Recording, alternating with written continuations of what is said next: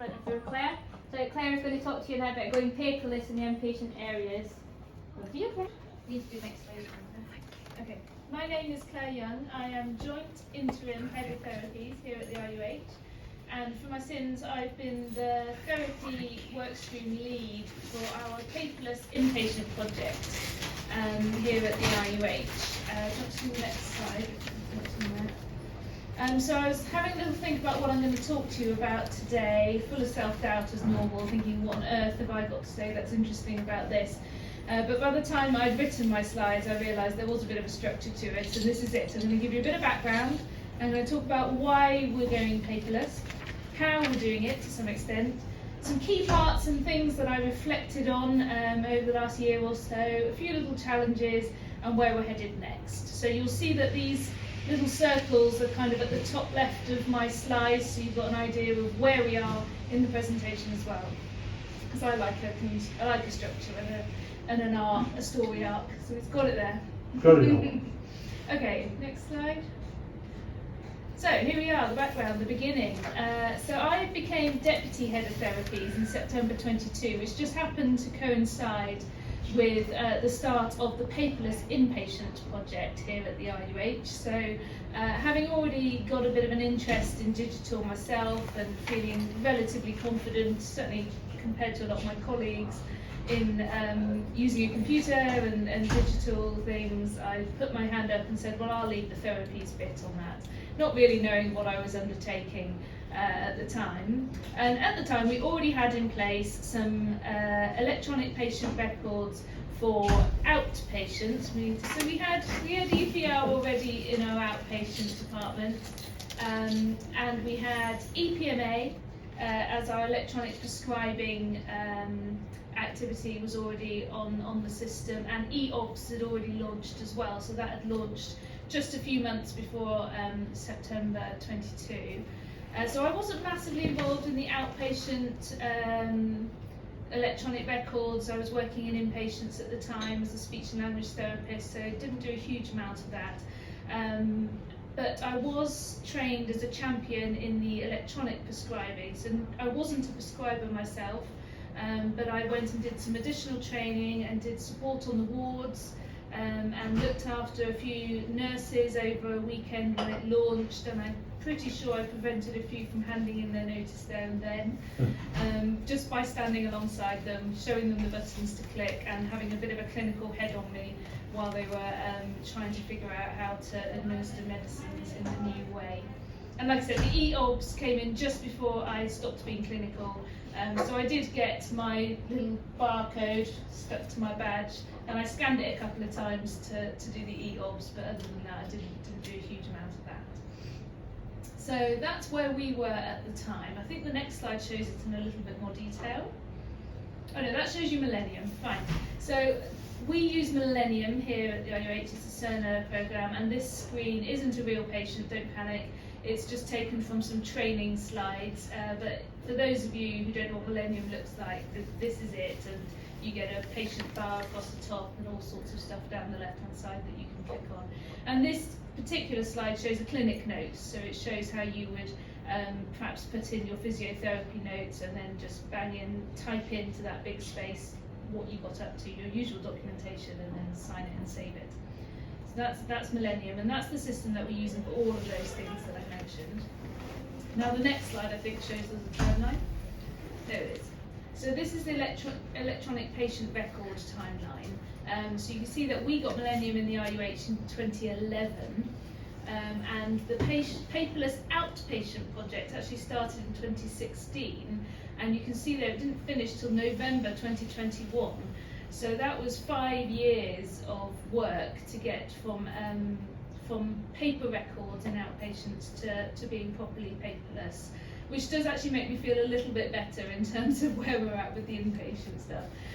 It's not been the smoothest journey, but we are getting there. So that's the timeline where we're at. Next slide, please. Okay, so that's a bit of the background, and I'll just sort of mention a little bit about why we're doing it. So this slide has come from the Trust intranet, and tells all of our staff why we're introducing paperless inpatients. It says it's going to improve patient safety, outcomes, efficiency. It's going to support virtual working, improve everybody's job satisfaction, and make it easier to audit.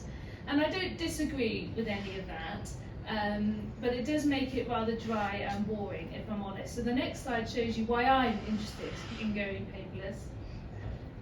No, it doesn't. The next slide shows you how we got there. Where's my bit gone? That must be on the next slide. So there are 4 arms. I'm wondering where my slide's gone. That tells you why I'm interested in it. Yeah, it's disappeared. Ah, well, maybe we'll come across it in a minute. It's about getting our data captured in a way that isn't tedious for everybody or hard work and is just part of the normal system. So what we do gets recorded, and then we've got an ability to pull back data as we found it. Yes. So I mentioned data, which is the 4th point. The other part of the joy for me is about how it's MDT working, and it's truly MDT. My background's in stroke, and I'm all about MDT and interdisciplinary working, and I think there are lots of opportunities by going paperless where we can make the documentation really MDT and share documents, share recording in a way that is much more efficient.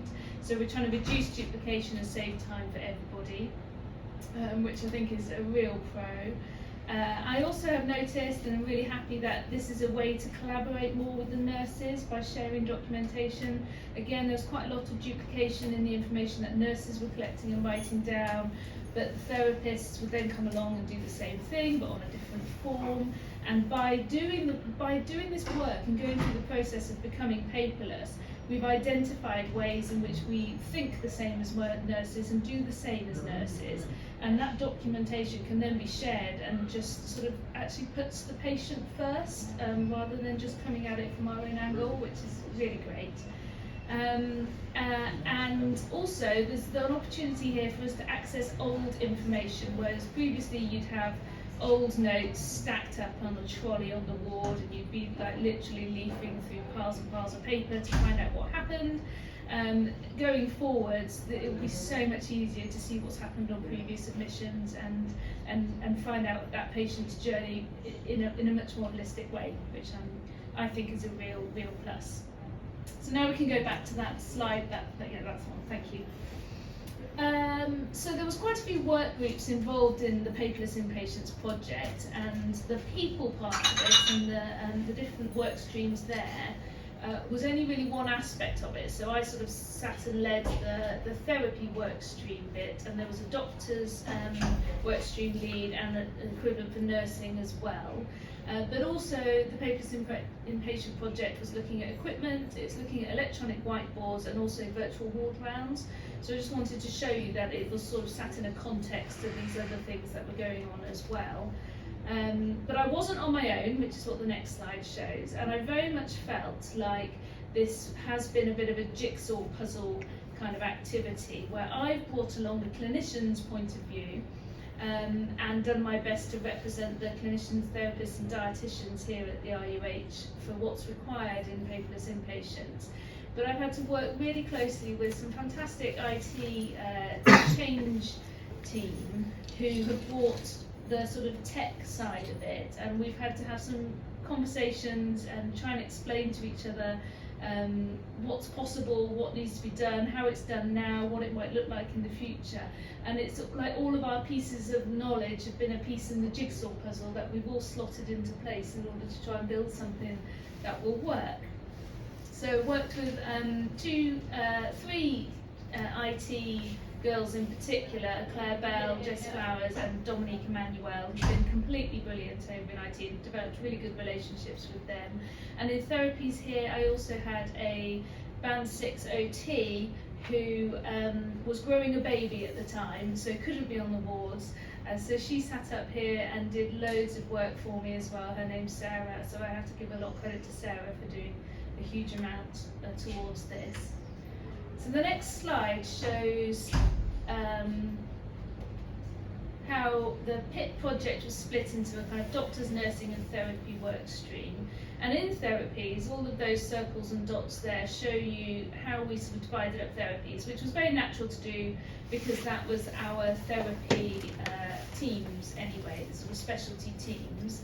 And actually, do you think you could press the button and make it a slideshow rather than doing it this way? Only because orthotics and MSK are supposed to appear after. Here we go.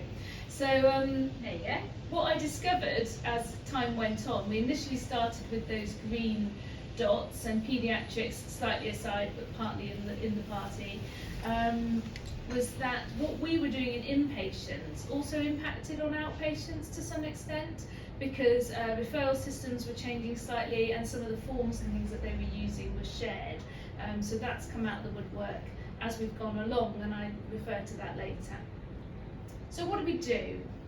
We started off by looking at what was on paper, and this is mostly what Sarah did. She did a brilliant job and she collected lots and lots of items. We put out a call to all the therapists and the AHPs and said, what is it you're doing? We need to see it all now. And if you can press the button for me, you'll see that we found 61 different forms came back to us on paper.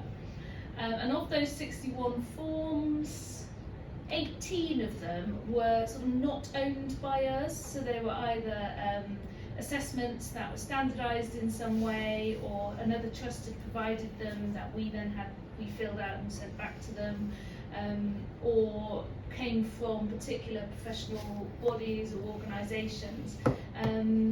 11 of them definitely required a pen. So for example, the clock drawing activity that we would do with somebody to check their cognition, can't really do that on paper. You've got to give it to the patient and you have to get them to draw the clock to see how their cognition is. So some of these things we discovered actually weren't really something we could convert into digital. And there was also, if you can click again for me, Donna, definitely a mixture of that kind of quantitative, numbery kind of data versus the qualitative data that was being collected. So some of it was very much tick a box or write a number down, but some of it is more descriptive kind of information. So a real mix there. So because we've discovered quite a wide variety of information that's being collected on all these different bits of paper, not to mention our usual soap notes that got written in the continuation theme notes, lots of reports were being done as well, and pictures were being drawn by therapists, so quite a wide scope. So that's what I brought to the table in terms of sort of talking about it with my IT change colleagues. And they came back to me and said, these are the kinds of things that we can do digitally for you. So we can produce power forms, which I think the next slide or the one after will show you. Next one. In Millennium, a power form looks like this. So you've got a question, you can tick an answer, but it could be a very simple either or response, or it could be that you can select lots of answers, or it might be that you just type free text in. So a power form gives you the ability to put in lots of different types of data. And if you go back one, please, Donna, this is an example of something that we made into an iView. So the kind of form that has a very straightforward response, which is perhaps just a number, gets built into something called an iView, which is a kind of simpler way of collecting really straightforward data. So the example on the left there, the Tinetti balance assessment, shows you what physically the physios were filling out, and they were scoring patients 0 to 1 or 0 to 2 on each of them, and then having to add it up themselves at the end. We've now built it into an iForm an iView on the computer. That means they click the right answer and the computer will score up their answer for them and tell them how much at risk of falls or what their balance is like. And the beauty of the iView is that you can then collect that data over time and have it against a date. So you'll be able to see what their balance assessment score was at the start of June, and then at the end of June, and then in their next admission can also be compared against it, and it can be put into a graph and things like that. So that was one of the solutions that we had up our sleeve according to the types of forms and information that the therapists were collecting. If you just go back onto the hexagon slide again, please, Donna. We also discovered that there's a lot of repetition in what therapists do, so there's some standard work that gets done. So for example, if someone has a hip fracture, very often they go through the same set of assessments, the same set of exercises, and give the same advice. And because that's standard work, there was the option to write auto text for these guys. So that's another sort of format that we've used in order to make their work digital, but also has improved the efficiency, because now these guys can put in a $sign, type hip day 1 or whatever we'll call it, and they will get all the blurb just thrown straight onto the computer for them, which they can then tap on and personalise for that patient. But it saves them typing out the same thing over and over again. So I think there's some real wins there in terms of auto text.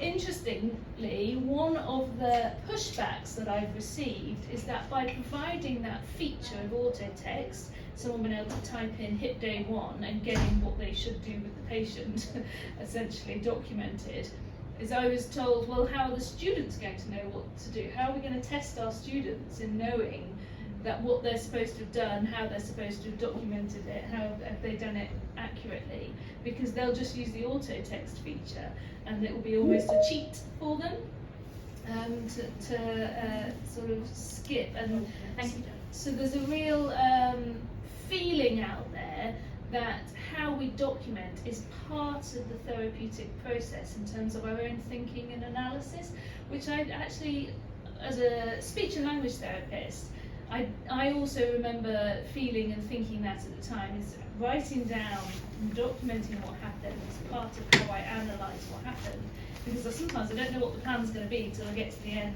and I've worked through the rest of it. I'm glad there's some nods in the room. We haven't worked that one through yet, I would say, because I think that's something that is just going to have to evolve in the way that we work once it's implemented. So that's going to be a space to watch, I think. Quite interesting. I have flagged it as a risk, actually, that if we jump straight to a really quick and easy way to document something that we've done, there's potential that therapists who use the documentation as almost a process of cross-checking that they've done everything they're supposed to might miss something. So that's something else that I think I need to build into the training with the therapists and flag up and remind people about. There's a couple of other hexagons there, and this kind of diagram is supposed to kind of reflect the idea that it's been a bit of a jigsaw puzzle of putting ideas together. We do have an option to scan things, so if we've got a document that a patient needs to write on, and this is me, for instance, something we give to a family member about someone's dietary preferences for the speech and language therapists or dietitians, we do have a way to scan those on. So that's a solution there. And we also discovered quite a lot of reference documents out there. So something like the Tonetti perhaps isn't too complicated, but other forms that we fill out, maybe the WIM or something like that, needs an extra document that tells you how to score. So we found a way to get those reference documents available as well, where you can click those and see what your scoring criteria is and so on. So those are kinds of the solutions that we discovered we needed in response to the type of documentation that therapists and dietitians do. I'm going to talk about some key reflections now about the process so far. And for me, one of the biggies is this idea of MDT and recognising the crossover in the way that therapists and dietitians work. So in particular, there's two forms that I've been developing in conjunction with my colleagues that we've intentionally made MDT. So one is what we're going to call a contact and consent form, with the idea is that this is the bit of record that shows who's seen the patient, how long they saw them for, how much was face-to-face, how much wasn't, and what the outcome of that input was. But I really wanted it to be MDT so that the dietitians fill it out, the physios will fill it out, the OTs will fill it out, and so on, and the assistants and students. And that is where a lot of our data is going to be captured, because after the event we'll be able to pull out and say how many times were these types of patients seen by therapists or by dietitians, at what band, how many were seen by students. All of that data will be captured in there then.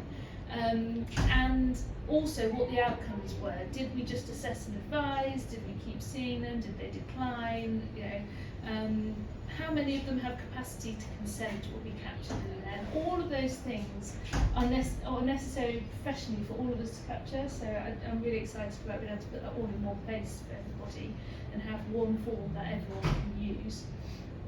And the other form that I'm really excited about is the goals form. So I made a very deliberate decision to have one goal form for the patient, which means that their SLT goal, their OT goal, their whatever, whoever is working with them has it in one place. So if I pull up somebody's goal sheet as an SLT, I can see what they're working on with the physios or what they've been working on with the dietitian, all of which is going to be super relevant to me as well. And it means that you can really make the patient the centre of your work, because you can go in and say to them, I know you were working on doing this, so I can sit you in that way while I do my piece of work, or I can give you the drink that I know you're allowed to have while we do this, or whatever it might be. So I think that's really positive and part of trying to join things up for the patient.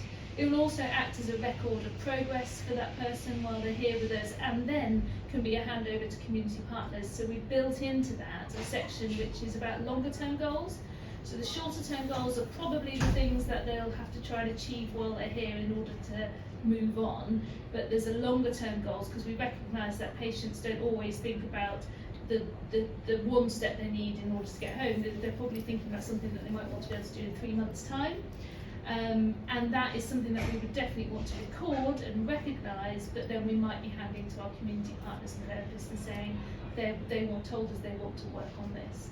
So this slide shows you the key moments and things that I've been reflecting on. The MDT I've already talked about. The impact on outpatient department. It's been things that kind of come out of the woodwork as I've gone along, so I'm kind of glad that these things have just by chance really. So for example, we developed a furniture heights form because it came in that pack of 61 forms that we use as inpatients, and made it digital. And then I heard on the grapevine via somebody that outpatients use it. So I've now gone to outpatients and said, we're changing your form and we're making it digital, did you know? So we've had to sort of tweak it in order to make it work for both. So there's been a couple of things like that that I've become aware of and need to be clearer now about double checking that what we're doing, if it's impacting anybody outside of inpatients, need to be aware of that. So just because something's quantitative and numbery doesn't necessarily mean it's simple to capture. So CPACS is a outcome measure that they use on ITU here, and they score lots and lots of aspects of a patient's care against a score of I think 0 to 5, something like that. And they score function, cough, something about moving on the bed. You see that they go around this sort of spider web, and then they get scored 0 to 5 on each of those aspects, and they get a beautiful picture. So we've currently challenged the developers to see if they can actually create that picture for us. I'm not sure they're going to be able to. They have been able to produce most of the scoring on our iViews, but the one that was really complicated was the grip strength score. So that table there shows you that when a therapist literally measures someone's grip strength with a dynamometer, they then have to take into account the person's gender, age, handedness, and what the actual score was, in order to use that grid to come out with a number between 0 and 5, which they can then plot onto the spider web. So really complicated and quite a high risk of error with that, I would say. So we've challenged the developers to take that great big grid, and all the therapists will have to do is tick whether they're male or female, which will already be in the record anyway, tick what age they are, which will already be in the record anyway, make sure that we've got a handedness recorded for that person, and then just type in what the dynamometer reading is, and then the computer will spit back out to them the score, and the therapist will never need to look at that grid again.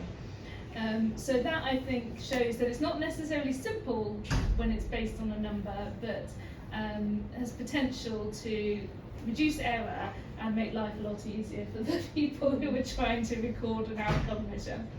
So that's that one.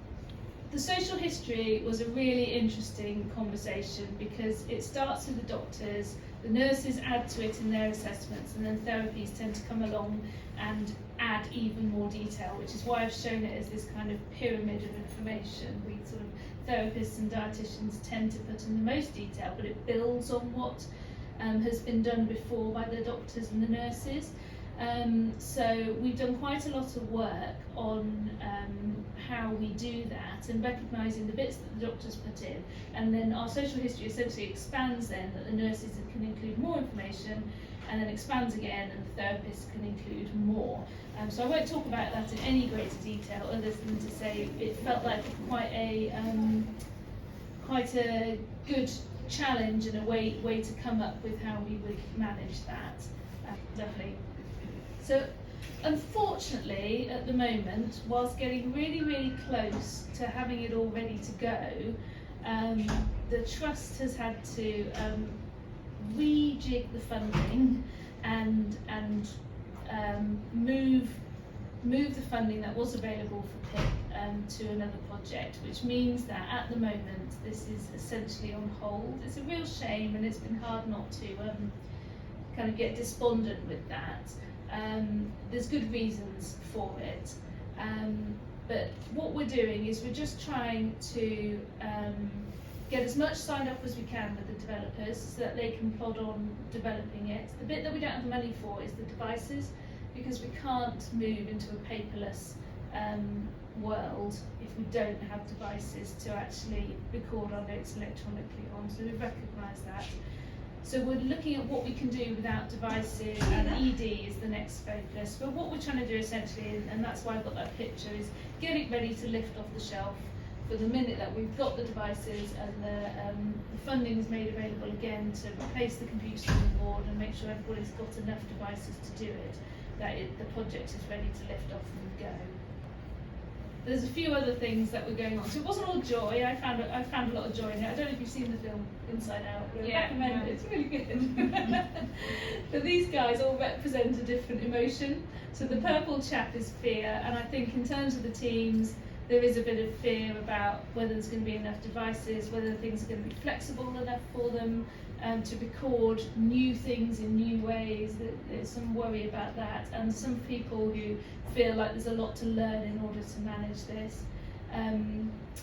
Certain amount of disgust / disappointment about the funding at the moment, I would say.